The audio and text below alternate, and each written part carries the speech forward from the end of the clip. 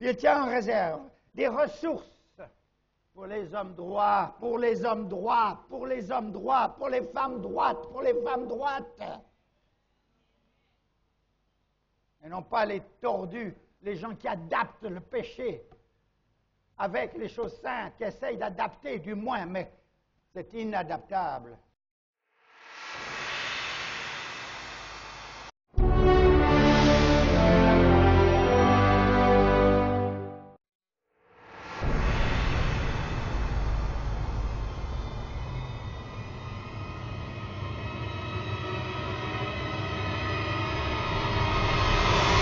Bien-aimés, c'est l'heure du choix.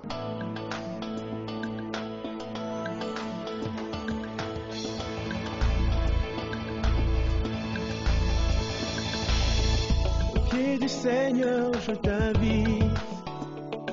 Bien plein au dehors, Écoutez bien propre la au dehors, parole mais à l'intérieur, il y a des éternelle, ossements, il y a de la car pourriture, il y a toutes sortes de choses là. c'est l'heure du choix. C'est l'heure du choix. C'est l'heure du choix. C'est l'heure du choix.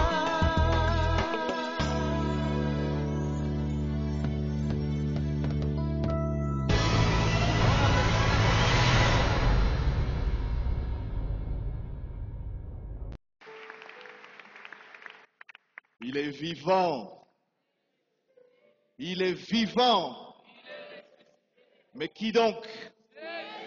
Qui donc? Alléluia. Alléluia. Vous savez, l'image que j'ai lorsque nous parlons de la résurrection de Christ, c'est comme l'image de la mort qui a, à un moment donné, englouti, avalé, mangé Jésus-Christ. Et après l'avoir mangé, au premier jour, la mort était encore dans la réjouissance.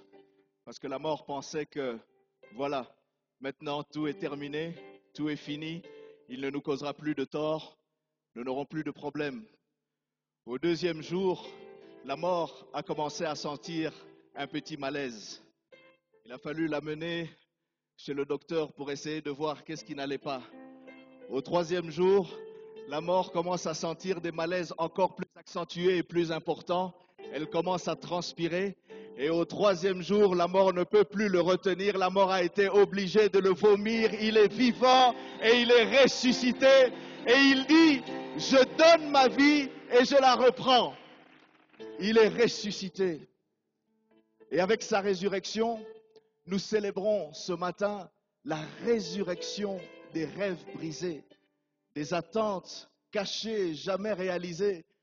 Nous célébrons ce matin la résurrection des espoirs abandonnés, la résurrection des craintes qui étaient dans le passé mais qui aujourd'hui ont été transformées en assurance, la résurrection de ce qui hier nous hantait mais aujourd'hui est devenu notre espoir pour l'avenir. Nous célébrons la résurrection de Christ. Alléluia. Destiné à ressusciter. Destiné à ressusciter. Prenons ensemble l'évangile selon Matthieu, chapitre 28. Alléluia. Destiné à ressusciter.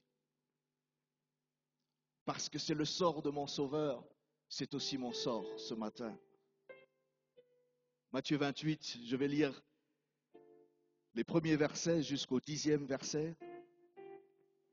Après le sabbat, à l'aube du premier jour de la semaine, Marie de Magdala et l'autre Marie allèrent voir le sépulcre.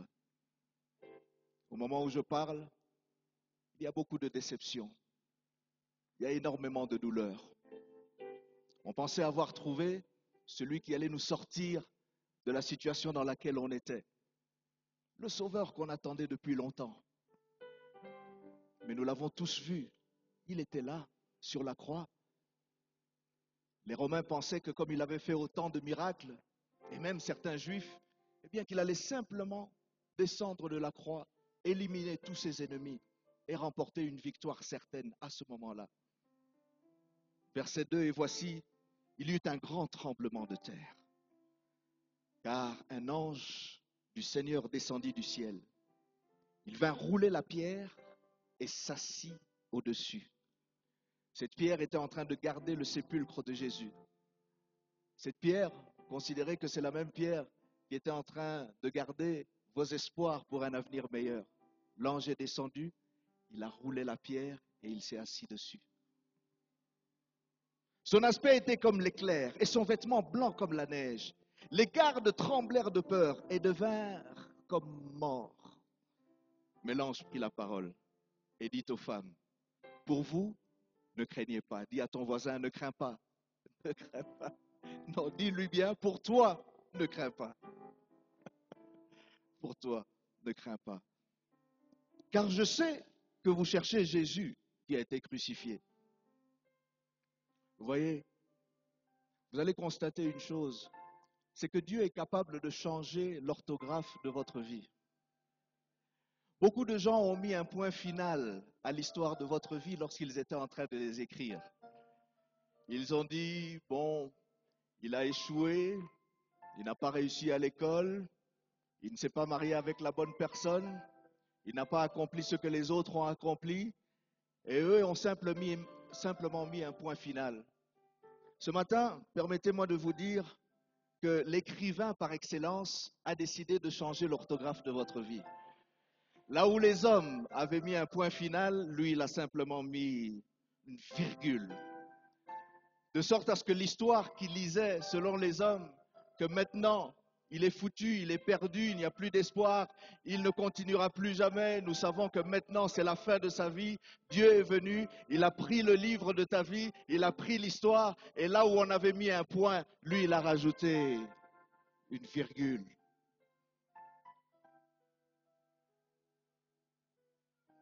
Il n'est point ici. Il est ressuscité, comme il l'avait dit. Venez, voyez le lieu où il était couché, et allez promptement dire à ses disciples qu'il est ressuscité des morts. Et voici, il vous précède en Galilée. C'est là que vous le verrez. Voici, je vous l'ai dit. Elles s'éloignèrent promptement du sépulcre avec crainte et avec une grande joie. Et elles coururent porter la nouvelle aux disciples.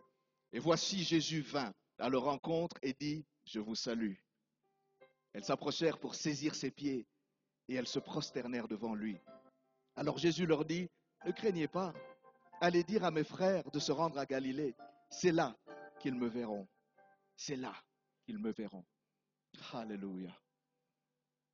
L'histoire qui avait une fin selon les hommes a eu une autre selon Dieu. C'est pourquoi retiens ce matin que ta conclusion sera bien meilleure que ton introduction. Quelle que soit la manière dont les choses avaient commencé, tant que Dieu n'a pas dit son dernier mot, il n'y aura pas encore une conclusion favorable. Mais quand Dieu parlera, il se lèvera le dernier et lui te donnera ce que les hommes n'ont pas été en mesure de t'accorder. Alléluia. Je vais vous parler de 3 choses ce matin, Dieu nous donnant le temps. Et ce sera comme un petit récapitulatif de tout ce que nous avons vu au courant de la semaine. La première chose que je voudrais vous soumettre ce matin, c'est que vous avez été équipés pour triompher. Équipés pour triompher. Peux-tu dire à ton voisin, tu es équipé pour triompher. Équipé pour triompher. La deuxième chose que j'aimerais vous dire, toujours en récapitulant ce que nous avons vu ensemble, c'est qu'il peut arriver que vous soyez battus, mais vous ne serez jamais abattus. Battus, mais jamais abattus, parce que notre espoir est en Christ. Et enfin, vous allez comprendre une chose, c'est que l'épreuve nous donne simplement la preuve de notre appel et de notre choix. Alléluia. Équipé pour triompher. Dieu t'a formé et Dieu a formé chacun d'entre nous en rapport avec un besoin. Christ lui-même, quand il vient sur cette terre, il n'a l'ombre d'aucun doute qu'il est venu pour accomplir une mission. Quand bien même il avait la gloire auprès du Père, il savait que cette fois-ci, en descendant sur terre, mon but et mon objectif est tout autre. Ce n'est pas nécessairement de retirer la louange et l'honneur des hommes chaque fois que je ferai un pas sur la terre, mais mon but est de me retrouver sur cette croix-là pour sauver l'humanité tout entière. chacun d'entre nous avons été formés pour cette cause, une mission particulière, une destination que Dieu a tracée pour notre vie. C'est ainsi que vous verrez qu'il nous a donné une forme en rapport avec la fonction à laquelle il nous a appelés. Vous voyez des différences dans les inventions. Vous voyez un véhicule 4x4 n'est pas le même qu'un véhicule de sport. Le véhicule 4x4 est fait pour aller dans des endroits rocailleux, des endroits rugueux où la route n'est pas bonne. Le véhicule de sport, lui, est fait pour des endroits qui sont tout à fait plats. Dieu a donné la forme à chacun d'entre nous selon la mission à laquelle il est en train de nous appeler. Et il t'a donné la forme que tu as parce qu'il t'a équipé pour triompher. Certains d'entre nous n'avons jamais réalisé même 5% du potentiel que Dieu a investi en nous. Regardez ce que Christ dit au tout début de sa mission, Luc chapitre 4, versets 18 à 19. « L'Esprit du Seigneur est sur moi parce qu'il m'a oint pour annoncer une bonne nouvelle aux pauvres. Il m'a envoyé pour guérir ceux qui ont le cœur brisé, pour proclamer aux captifs la délivrance et aux aveugles le recouvrement de la vue, pour envoyer libres les opprimés, pour publier une année de grâce du Seigneur. » Matthieu 18, verset 11. « Car le Fils de l'homme est venu sauver ceux qui étaient perdus. » La forme que Dieu nous donne, pour vous qui êtes en train de noter, retenez avec ces 5 lettres que dans la forme F-O-R-M-E, dans la forme que Dieu nous a donnée, il a mis en nous F, des forces spirituelles, des dons que le Saint-Esprit, en venant nous habiter, a amené, des forces spirituelles. O, de forme, il nous a donné des orientations du cœur. C'est pourquoi la Bible dit, garde ton cœur plus que toute autre chose, car de là viennent les sources de la vie. Il nous donne R, des ressources variées, des ressources diverses. Et dans la parabole des talents, on voit que le maître, lorsqu'il est en train de distribuer à ses serviteurs, il n'y a pas un seul serviteur qui n'a rien reçu. Tous ont reçu quelque chose de Dieu. R, il a mis en nous des ressources. M, il a donné à chacun d'entre nous une manière d'être. C'est ton style particulier. Certains sont très impulsifs, d'autres sont plutôt calmes, certains sont très engagés, d'autres sont extravertis, d'autres sont introvertis. Tout cela vient du Créateur lui-même parce qu'il savait que la mission avait besoin de cette particularité que tu es. Et comme nous l'avons dit, ne cherche jamais à être quelqu'un d'autre. Parce que toi-même, tel que tu es là, tu es une œuvre d'art. C'est ainsi que Dieu t'a donné des empreintes digitales, que sur 7 milliards de personnes sur la terre, il n'y a personne d'autre qui a les mêmes empreintes digitales que toi. Le battement de ton cœur est particulier, il est spécial. Ta corpulence, ta morphologie, on peut avoir 2 jumeaux et même si on les appelle identiques, ils ne seront jamais identiques parce que Dieu a fait de chacun une œuvre d'art. Dis à ton voisin, sais-tu qui est assis à côté de toi? Si c'est ton ennemi, ne le regarde pas avec un air éhonté en disant, est-ce que tu sais, est-ce que tu sais qui est assis à côté de toi? Non. Mais je suis particulier non pas à cause de moi-même, mais à cause de celui qui m'a créé. À cause de celui qui m'a créé. Et c'est ainsi que dans ce monde, on a décidé qu'une œuvre d'art est considérée œuvre d'art lorsqu'elle est unique et que vous n'en trouvez pas de semblable ailleurs.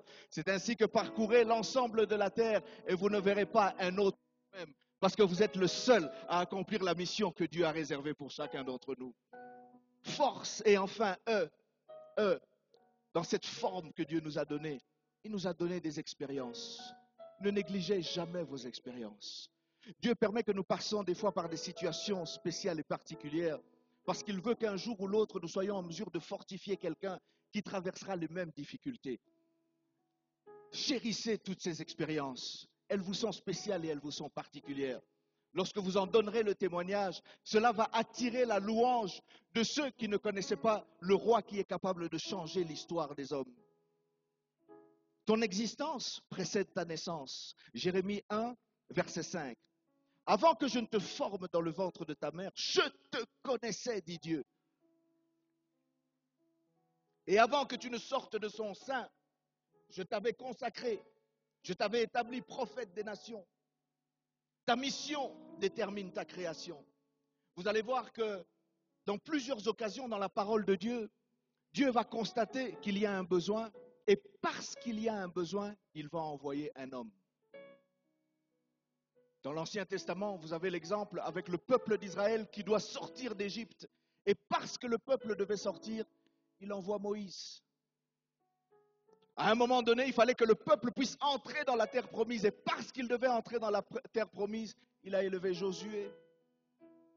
À un moment donné, le peuple d'Israël fait face à des attaques des Madianites, nombreuses armées contre eux. Et à ce moment-là, il va élever Gédéon. Bien-aimé, aujourd'hui encore, lorsque Dieu est en train de regarder le monde, il réalise que nous avons encore besoin d'un homme, nous avons besoin d'une femme.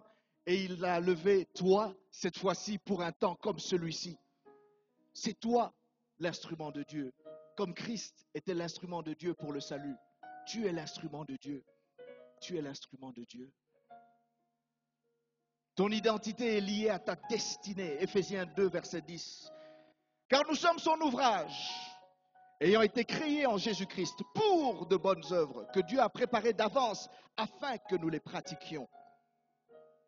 Et c'est ainsi qu'il faut réaliser que nous devons nous mettre à son service. Servir et non se servir. Matthieu 20, verset 28. Voici l'exemple que le Fils de l'homme nous donne.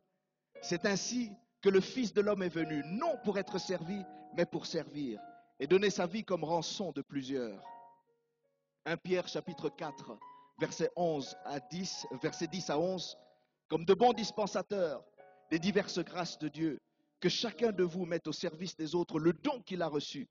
Si quelqu'un parle, que ce soit comme annonçant les oracles de Dieu. Si quelqu'un remplit un ministère, qu'il le remplisse selon la force que Dieu communique, afin qu'en toute chose, Dieu soit glorifié par Jésus-Christ, à qui appartiennent la gloire et la puissance au siècle des siècles. Amen. Un proverbe danois a fini par conclure ceci.